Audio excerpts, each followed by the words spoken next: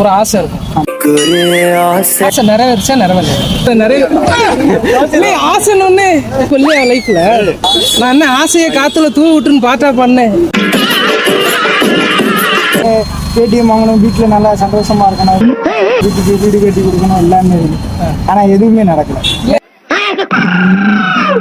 ஆக மொத்தம் நம்ம லைஃப்ல உருப்புறதுக்கான விஷயங்கள் நினைக்கல. உருப்படியான விஷயம் நான் கனவுடைய மாட்டேனே சொல்றியா?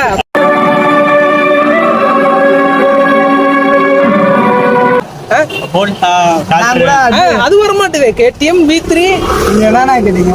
விராட் கோலி என்ன ப்ரோ? விராட் கோலி ஆர்சிபில இன்னும் ஒரு ஈசால கப் இருந்துன்றாங்க. பட்